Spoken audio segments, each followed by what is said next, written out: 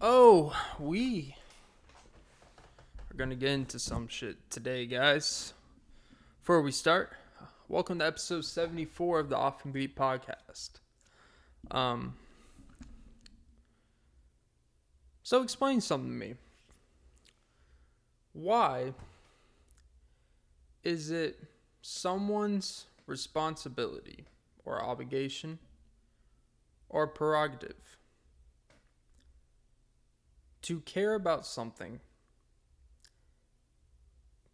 that you didn't even care or value at the time?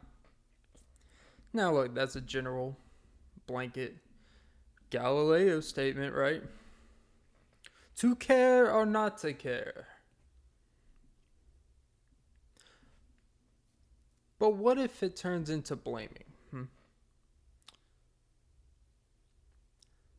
Let's just say you're getting blamed for something that was actively participated in. But now they say there's a special place in hell for you. What am I talking about, right? I know this is a little bit confusing of a setup. But that's what we do. We confuse, set up, and then boom, embarrass ourselves. So Bridget Phetasy, right? I was listening to a Joe Rogan episode today. And I try really hard to not talk about guests on other podcasts to get views, but I'm here for it today. There was something I actually I've listened to her before. I actually really enjoy listening. I think she's actually very enjoyable, very funny, and I enjoy her on the show and stuff, right? So I was listening to the most recent one. I believe is episode 1725, right? So she's a there was something in the podcast. It seemed it was something they talked about for a little bit, but nothing too serious. It led into something else. She said that there should be a special place in hell for guys that waste women's fertile prime. Basically saying for guys that during a woman's most fertile times in her life, which are essentially 20s to 30s, early 30s, 35 I believe is like the cap off realistically in most cases. But for some reason, she said there should be a special place in hell for guys who waste women's time during that time frame, which I found very interesting. Not because it's, men and women stuff, because I think that point beyond has nothing to do with men and women at a certain point. I think it's more of a reflection of we have become very comfortable as a society to point the blame at a lot of things. And unfortunately, you can't even say it's just young people anymore. You can't say it's just Generation Z, X, whatever the fuck. I don't know the fucking numbers at this point. I don't even know what generation I am technically. Because she's 42 years old, right? Now, congratulations, she's actually pregnant now with a child with a person she's actually married to. But she's very fortunate because at 42, typically you don't get pregnant at 42. It's very unlikely. A lot of factors contribute, whatever. But the thing that stuck to me was there's a special place in hell for people, specifically in this case, guys that waste girls' fertile prime by lying, being deceptive, wasting years of my life, in, her terms. And look, everyone's heard it before. Like, you can see your profile stereotype of what guys say and what girls say and what they say when they feel wronged and what guys say when they feel wronged. It's all about loyalty, this, that, and the other. I don't really care to do that here Because I feel like once you dumb it down to just guy and girl, it becomes this defense war where girls are going to always defend girls and guys are going to always defend guys because there's certain perspectives and life expectations for you. And when these situations happen, it sets back those expectations and you become so worried about perception of you because of what we accept that are societal expectations of our gender. So both parties have a right to be upset when things don't work out. But that's the point. Both parties have the right to be equally upset or equally not upset. I understand there's singular cases. There's always going to be that case where a guy and a girl dated from the age of 20 all the way to 32 and they never got married. And he promised her this, that, and the other, and then they're 32 years old and realize this is never going to happen. This is not the person I want to be with. Which I would say, if it took you 12 years to realize that he can't provide you something, I think that's kind of a you problem. Or whatever. But I'll tell you what is bothersome. It's this somehow, and to give a little background of some points during this segment, she even admitted, right, that during her quote unquote fertile prime, she just recently went to rehab and she went to recovery. She had alcohol addiction this past year and whatever. But during that time frame in her 20s and 30s, she was having fun, as they would say. Drinking, drugs, having fun, sleeping around, and there's nothing wrong with that. As long as you're okay with what may come with that. There's nothing wrong with that. The thing that kind of glosses over that is the fact that she admits that during that time, I think any human being can feel sympathy for someone that can look back, and in her case, she's regretted most of the sex she's ever had. A lot of drunken sex with guys who she doesn't even remember. A lot of wasted nights. A lot of unfulfilled interactions, we'll just say. Basically, a lot of regretful sex. But you know what? I'm not in the business of holding people shameful for, things that they regret in the past. But I think it is fair to understand in this case that you have to accept that even though you shouldn't be shamed for it, you have to understand that you participate in those things and that there's probably ramifications that come with that. But what I want to focus on here is the simple fact that she admits to basically going through that whole quote unquote fertile prime in her stage, in her phase, and didn't want children at all. And being currently pregnant, she's obviously, happy and everything. She's in a different place in her life. She's with someone she loves.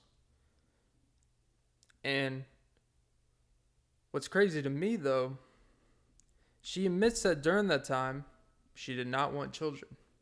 Quite the opposite. She didn't hate children, but she didn't want it. Felt like it was a defense mechanism to being afraid to be responsible for something, not being worthy, blah, blah, blah.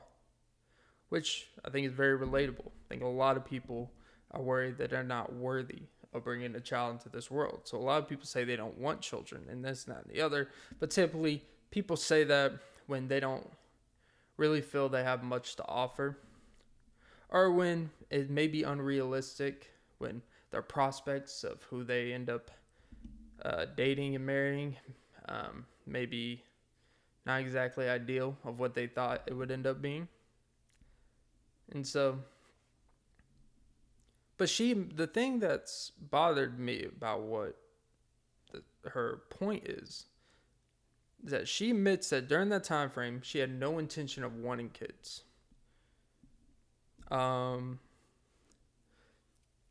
never really had. She may have had a boyfriend, a couple boyfriends or whatever, but obviously nothing that came to fruition. And the thing that bothered her was now that she's pregnant, when she never quote unquote wanted children, is somehow all those people she participated with wasted her fertile prime. When there's one constant in her whole prime, and that's her. Why is that part actually necessary? Because we all say we want control of our life. The biggest asset you can have of your life is control of it. When you feel it's out of control is when you, quote unquote, fall into addictions. Is when you fall down rabbit holes, when you get lost in your way. Because you feel this helplessness type of feeling. But what comes with that control of our life responsibility is that wherever it lands is wherever it lands. And you can't really hold anyone accountable for where you land except yourself. Because let's say a bunch of dudes in that period of time, quote unquote, wasted your time. Chances are there may be merit to it. But chances also are you wasted their time. People always and the bothersome things about this, when I hear someone say, this person wasted my time, it's like, well, you by default wasted theirs as well. Because two people are involved in something. It really is irrelevant how it ends, to be pretty honest about it. Because even if one person lied to the other person more than the other, you still both wasted your time because one of you knew, I don't know, doesn't seem right. And as you actively admitted, you were not thinking about children in that time period. So you know what you probably weren't saying? Is this a guy I want to spend my life with? Is this a guy I want to have children with? Because according to you, that didn't even enter the picture. It wasn't until you were with your husband where, that became a possibility, which makes sense. There should be some admiration that you waited, that you should actually be almost thankful that it didn't happen with a bunch of people that you claim, quote unquote, not worthy. And then now you're having a kid with someone who is worthy. But again, who cares about the man and woman dynamic? Because it's really irrelevant at this point. Why is it one person's responsibility to care about something that you didn't even care about at the time?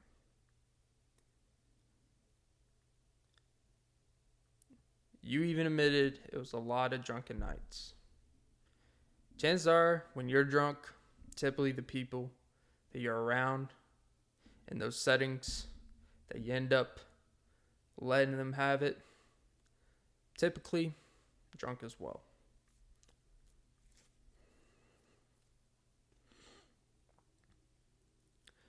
And you admit that you came out of recovery recently. This isn't to attack your personal issues or nothing. But you admitted a lot of drunken nights during your 20s and 30s and stuff like that. Typically, if you, let's just say you're in the mindset of, well, I didn't see anyone worthy, maybe someone would have saw me worthy as an individual. Well, typically, people don't actively go out and seek to have children with people who are struggling with addictions or alcohol addiction, drug addiction, any type of addiction that may be hampering to raising a child together. It's not really a quality attraction to anyone you're planning to have children with. Just taking a shot in the polka dot out there. And this is a much more serious take than usually I have. But what's frustrating about it, it's going back to there's a special place in hell for you, but not me, not an active participant in all of this.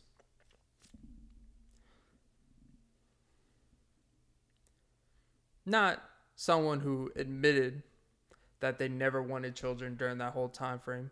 It wasn't like you were in a 9-year relationship with someone who promised you the world, promised you God, promised you a safe haven, promised you family, children, the whole life, protect you under all costs, go to our Lord and Savior 3 times a week. You can name the children, have our house, mortgage, vacations.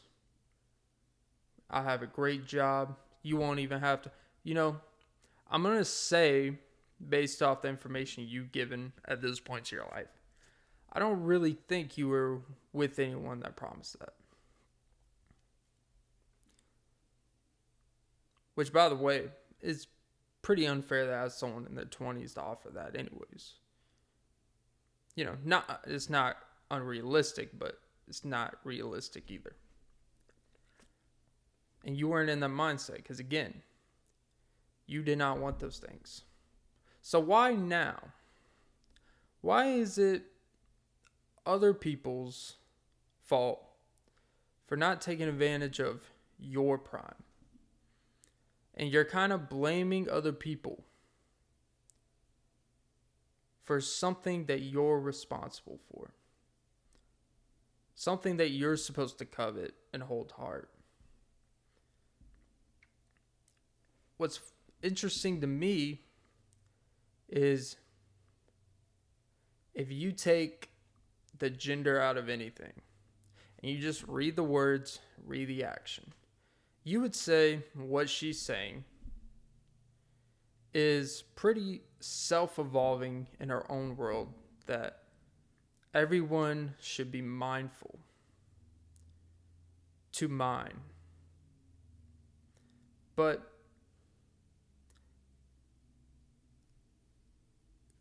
couldn't the argument be made that you wasted their time knowing in the back of your head that maybe, let's say in the back of your head you did want children or didn't want children, by not being honest with the fact that I may want children?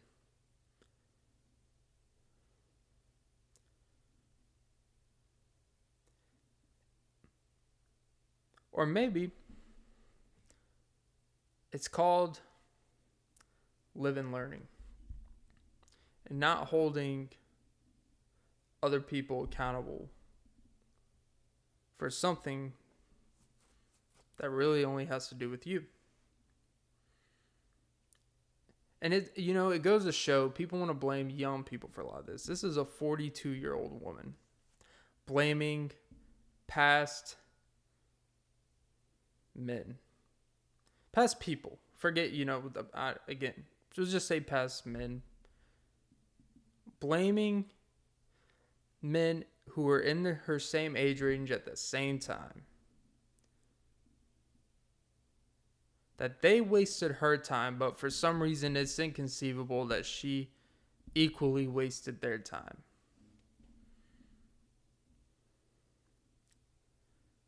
When you really break that down, it's frustrating for a lot of different reasons. It's frustrating because,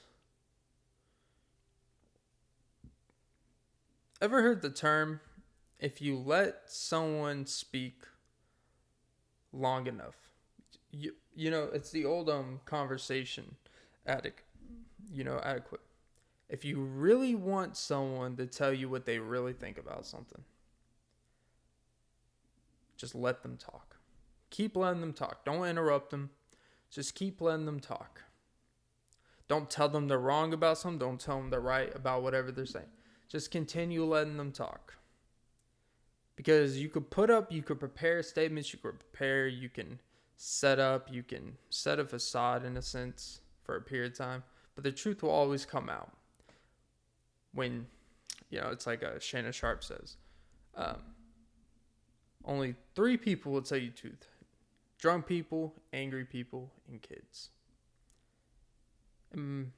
Honestly, I'm going to be honest, if I was her husband, I would be a little bit kind of not worried, because at the end of the day, it's in the past. Like, it's a statement that seemed harmless. She didn't seem angry when she said it, but you definitely tell she meant it. If I'm worried, if I was him, I'd be kind of worried, like, oh, this is the type of person that when things didn't go the way she wanted, somehow, if there was any other person possibly involved, she could deflect blame to that person. And I'm just gonna be that. If I was him, I'd be kind of worried about that. And I don't know the dynamics of their, like, that's not, but typically, if I'm him and I see this interview and I see that part, it's something so small. And you know what? At the end of the day, it may mean nothing. You bring a child in this world, your whole perspective changes. And you know what? Maybe when she brings a child in this world, I really believe, like, with whatever past anger you have with a lot of things, I really do believe for a man and a woman, when they bring a child into this world, a lot of your regrets, a lot of your shame, especially when it comes slut shaming for guys, when it becomes, oh, you ain't shit, you've never done that. When you bring a child in this world, a lot of that past shit with other people, you really just don't give a fuck about it anymore. It really means nothing to you, because you almost got this, like, restart in life to reprove to yourself. It's almost like a re-jump. It's like restarting the battery after it's been sitting in the garage for 12 years. Sometimes things like this, like, it makes you, like, really, the reason why I believe, like, people say having kids is, like, the greatest thing you can do in this world, because it's really like this restart in life. It's this weird restart in life where it's not a complete restart, because if you were in a bad financial situation before you had a kid, you're probably still going to be in one for a good while until you figure some stuff out after you have a kid. Or if you have some baggage before you have a kid, you're probably going to have some personal demons you're going to have to work out while you're raising a child. But it gives you, like, the whole renewed purpose. It gives you the whole, like, it's corny, but I do believe it brings you a whole new perspective. It reprioritizes what's important. It forces you to only care about shit that's important and not worry about nonsense.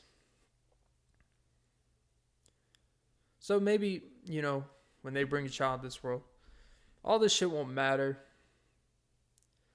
But let's say something does. You know what people are going to point to? She tried to tell you. Because let's say they have a child, right? Let's say 4 years later, they get divorced. And you know what? It wouldn't even have to matter if she divorces him. It didn't really matter, but let's say she were to divorce him.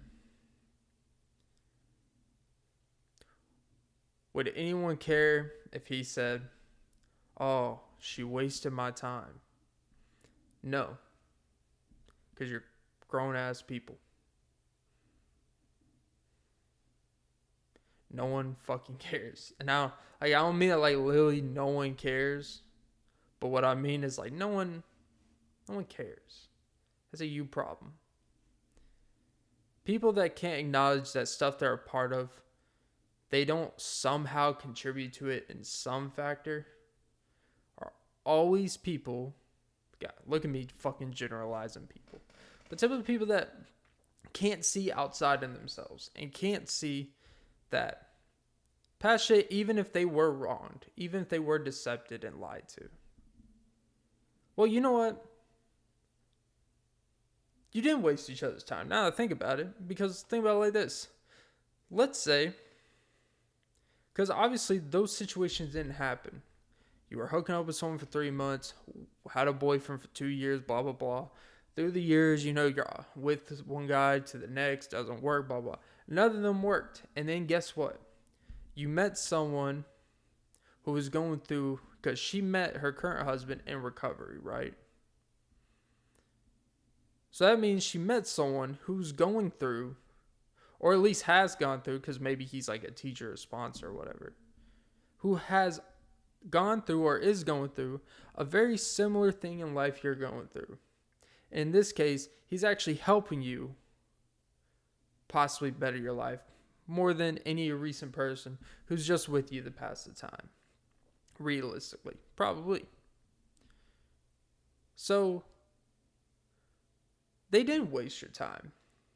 Have you ever thought that maybe all those situations not working out, not having a kid, you should be happy that you didn't have a kid with any of these people you felt were wasting your time? All those people who probably kind of, that environment probably kind of led to your personal demons that you were in recovery for over time and time and time again. And then you met a person who you are in love with and married because they understand you and it's mature.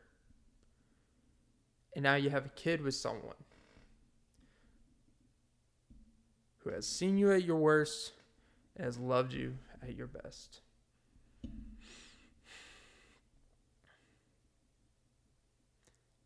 And yet, she's still bitter about all the things that didn't work out, instead of for what did. Because if all those things didn't happen, you wouldn't be with who you're with today.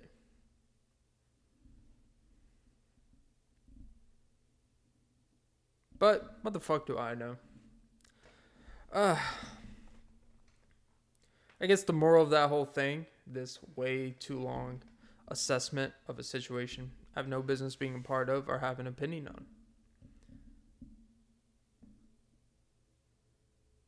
is that everything happens for a reason. I know that sounds cheesy. I know it sounds corny. I know it sometimes even sounds like complete horseshit.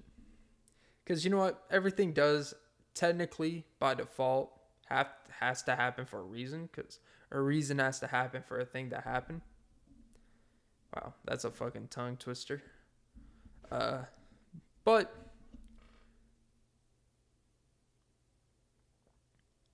for these things to have merit, to appreciate what you had now, sometimes, like I've always been a personal believer, personal experience, is that I do believe you have to go through some really bad, or I really do believe you have to go through some really, I wouldn't say really bad, like I'm not talking about getting Ray Rice in the face every day, but you have to go through a very unhealthy, bad relationship or bad situations with people to appreciate when you get to a point in your life to understand what a good one looks like, and the behaviors you have to inhibit to lead the behaviors that would attract a person that you would want to be with in that point in your life. You know what I'm saying? Like, I don't believe in just, you attract what you put out there. But I do believe that you can make an active choice of what you allow in your life and what you want in your life. Environment, places you go to, places you go out to, where you work, what you do for a living, what you do as your hobbies. They all involve environment and people that you are going to either have in your life on a consistent basis. So you all are going to feed off on each other. What you do, they do, and vice versa. That's why they say you are who you surround yourself with. If you're always around people that get drunk 5 times a week, you know what's probably going to happen? You're probably going to be drunk 5 times a week. If you're around people that have similar interests in podcasting, shout out. By the way, I'll be appearing on a podcast. It was supposed to be today, but, they had a postponement, but should be, guessing on it next week. I'll keep you in tuned on the deets for that one. But yeah, Anyways, I know this was one of those dumbass rambling episodes, but sometimes a small thing you read can make you really look at bigger picture stuff. And I just really wish she, at her age, would look at the bigger picture of not blaming other people for time that you equally wasted putting yourself in those situations. It's really, at the end of the day, it's really just an accountability thing. Like, I don't know, man. We all have regrets. We all have, times in our life where we wish we didn't waste doing certain things or being around certain people. We wish we would have reserved it better. But at the same time, if you didn't, go a little bit too far down that hill, where maybe you were in a situation too long to experience that, how downtrodden, how much it wore you down, how less fulfilled you felt as an individual, you wouldn't understand it the way you do now, where you literally just look at it and you see it for like, man, I want nothing to do with that again. Where if you didn't go that far down the rabbit hole, you may be like, yeah, maybe it wasn't that bad when you look back. Maybe this is like, nah, this situation's pretty bad. And I put myself in that situation at the end of the day. But, all right. That was an unnecessary 30-minute segment, but here we go. I found this, it was actually on a recent, actually, I think I heard about it a couple days ago, right? So, there's, so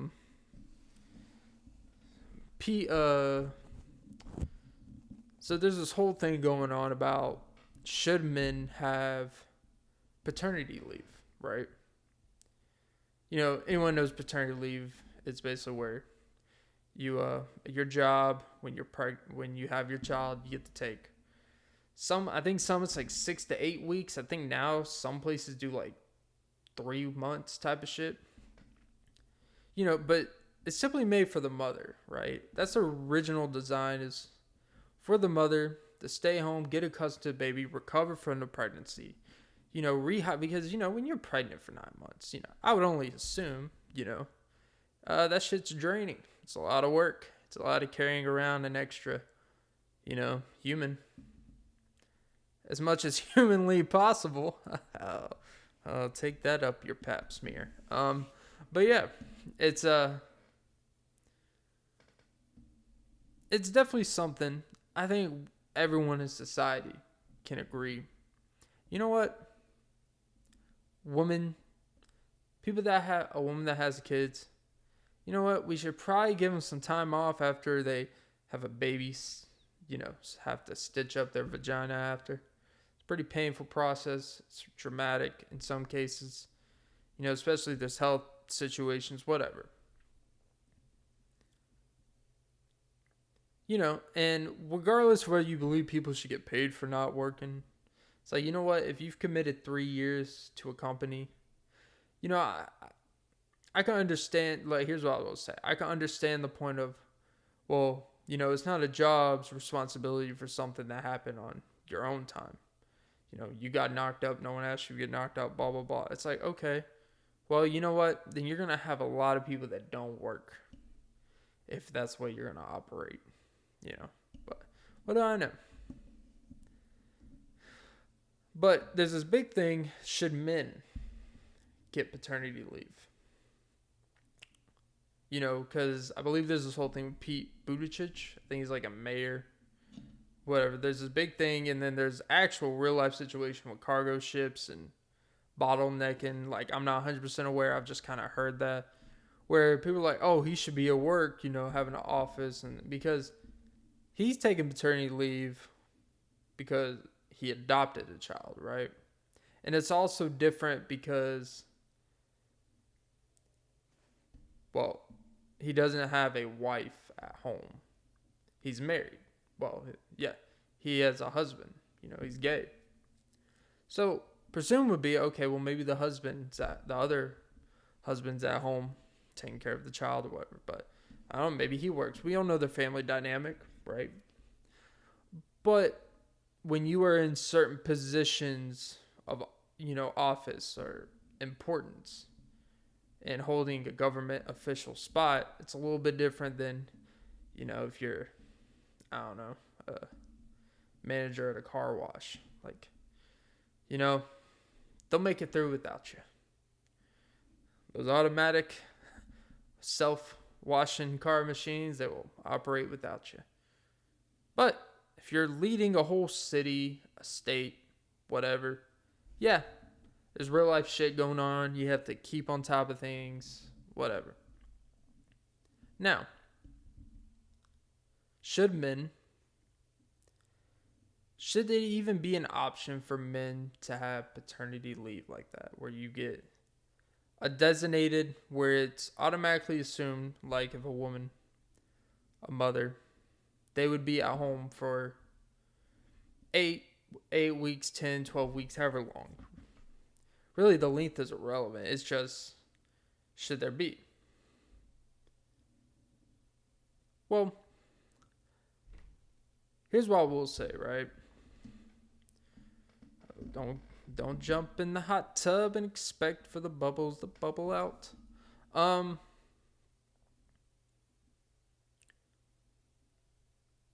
think yes and no. I know. Oh, Mr. Neutral over here. He's really putting himself out there. No. Yes and no certain situations. Still neutral. Yeah, kind of. I understand the point of view where, well, I know people don't, but let's just talk about traditional. Let's talk about a traditional household. You have a wife and a husband. A wife has a kid. She stays home with the child, nurtures, blah blah blah, and I don't think there's anything wrong with it if you can afford it, I guess. I think it's this weird thing, because I try to put myself in position, right? Like, if my wife just, like, if I was married, had a house, wife just had we just had a kid, she's at home. Would I want to be home with the child? Yes. 4 or 6 weeks, of course I would. It's a adjusting process, learning, you're setting things up. You got to set all this shit up with the child. Make sure the crib is crib tight, which you should probably done that before they came. Rule of advice: don't try to build a crib after they come out of the womb. How about do it months? You have months of planning. You can do this shit. Just throwing that out there. That's a personal funny story. Anyways, but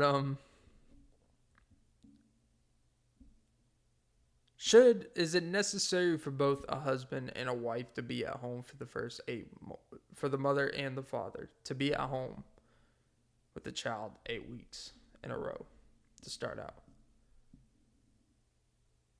I would say realistically for the child, it's always better for more help. Even though, depending on who you ask, some would like, actually, we would rather him not be here. Depending on who you ask. Like, you know what? This whole helping thing, I kind of like being apart from you. I like it when you're at work. It gives me a break. Just me. I can do my own thing. Watch The View. It's all good. Good morning, America. Good morning, dryness. I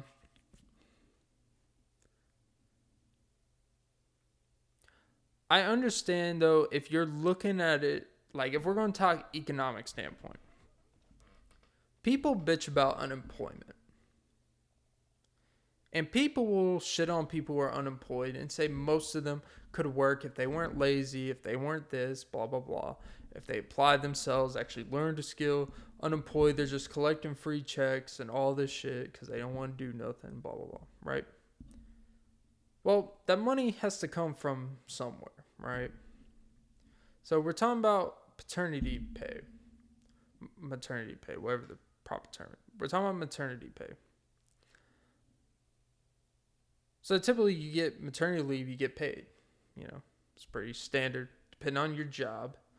I think most jobs it's required now. But now, if you have a wife at home and the husband, he's getting maternity pay, so you're paying two people to not work.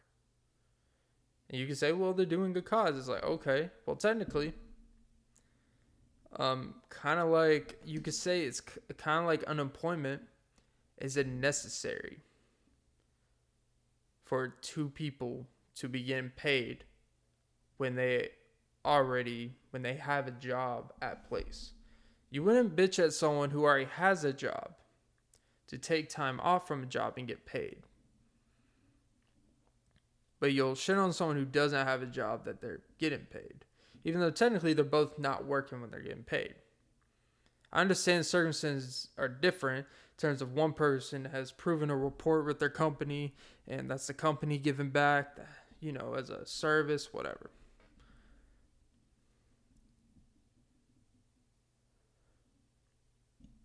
But, and something came, I don't know why this ingrained to me, this next point I'm going to make. I really dragged this out. This could have been done in like 4 minutes. What if the worry is that people that are against men getting paternity pay? I don't think anyone's against women getting paternity pay, but people are against men getting paternity pay. What if paying a man for not working and going home and taking care of what's traditionally the motherly duty? Does that kind of set a precedent inside that person's head mentally that this can be used as a common excuse not to come to work? And I know that sounds dumb, but we've all, we've heard of people that I've worked with people that have had kids, right? I've worked odd jobs type of thing. And there's this, typically involves, the place that I've worked is typically involved people who are basically single mothers. Let's just be honest about it. That's not shitting. It's just reality of the jobs I've worked at, blah, blah, blah.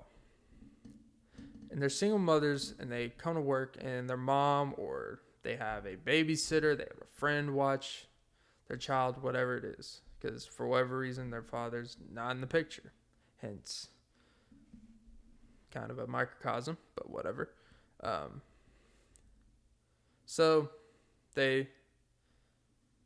then a couple hours later, it seems on a regular basis, multiple times a week, they'll try to, let's just say, leave their shift after 2 hours when it's a 7-8 hour shift. Or they'll call out of work multiple times a week. And most people would get fired, right? What I've also noticed, though, is that bosses have a lot more grace for understanding. They understand, look, it's hard being a single mother. It's hard raising a young child. We get it. But sometimes people mentally start taking that type of grace and start abusing that grace. It's like if you give someone enough grace and power, human instinct is we tend to abuse it for selfish benefits. And then all of a sudden, they stop. They just keep calling out of work whenever they don't want to show up. They're always trying to leave early. They have an attitude. They don't get what they want. Almost like a child. Kind of weird. And it becomes this thing where it has set this mental clock. It has set this mental precedent that it has set this mental precedent that, I can use my child as an excuse to get out of things. I'm not talking about minor shit. I'm not talking about, my friend wanted to hang out today, but I lied to them and told them my child needed me, even though my child did not need me. He was completely occupied, or she was completely occupied. I'm not talking about white lies to get out of situations that are relevant in the grand scheme of things. But people will actively take advantage of businesses and use the sympathy card or use the understand me, and if you don't, you're the problem type of thing. And I think whether people admit it or not, I know we live in a more, uh, modern, we live in a more adjusted, we live in a more progressive, and for most things, it's pretty good that we do. Because, people want to live in the old days about traditionalists. Like, well, there's a lot of traditions in American history, there's a lot of traditions in society that aren't exactly fantastic, hence slavery, hence racism, hence, I don't know, like the demarcation of woman, the kids. You go down the list. There's a lot of things you could go down the list. Not every tradition should be in place. Otherwise, we would have a lot of things in today's world that still kind of exist, but to a lesser degree. But no matter how progressive these things have gotten, there's still this expectation. There's still societal expectations, and deservingly so, that it is ingrained in men to provide for their family. Is ingrained to be the breadwinner. It is ingrained to take care of the finances, to be the main distributor of income, to be the person that provides for your family. There's a reason why gender roles, there's a reason why roles in general have a lot of great purpose. It simplifies, it makes it clear cut, it provides a better structure. I'm not talking about the gender roles where, if you don't vacuum up the living room, I'm going to hit you across the face with the vacuum hose. No, I'm not talking about that. All I'm saying is there's expectations that are still bestowed upon men. And once you put that precedent into men for paternity leave, it opens a floodgate to what if it turns into the men staying home and the woman going to work immediately after surgery? It's like, as a man, you need to go to work. You better get in the mindset that, even if you're not, you need to get in the mindset that we got to make this money here. That's your job. That sounds outdated, but let me tell you, it's really not. And I can understand the worry that if you set this precedent, and I understand, in Joe Rogan, I believe, I didn't watch the whole, but I think I read an article about something about it, because this subject did fascinate me. I've heard about it before. I've never really thought about it being like that real. And he says I believe he says something like, what do you, he's like, he's saying humorously, but he kind of means, he's like, what do men need to take time off for? After, your wife's the one that did all the work. Your wife's the one that went through the strenuous, freaking act of producing a human being. You just, held her hand. You just really did nothing. It's like, yeah, guess what? You're tired. Yeah. So is 70% of people every day when they wake up and they go to work. It's, and again, I understand, I'm not saying, hey, if the option's available, fucking take it. But is it one of those things that should be required for a man? I don't think, I think, unfortunately, not really. I don't think it should. I'll be honest. I think women should be required to take paternity leave. I don't think men should, because you need to work. And that sounds old headish. But with all and all these people that talk about being progressive about these things, it's funny. All these people that talk about, oh, I want a progressive type of individual who thinks like this, who loves it when I strap on and open his cheeks up. It seems like they never married that guy. It's crazy. Yeah. And if you don't believe me, any of the ladies out there, ask your friends. Ask them, does your boyfriend let you strap it on and stick in the ass? And like, what the fuck? It's like, oh, so it's just us. Like, oh, guess what? You start questioning some things. Obviously, it's not that. I'm making fun of some shit there, but whatever. The point is, I do think it kind of sets this weird. It sets this weird trigger in men. I think we are wired to provide and to work through the adversity. And it's kind of, you're taking, like, as a man in a traditional setting,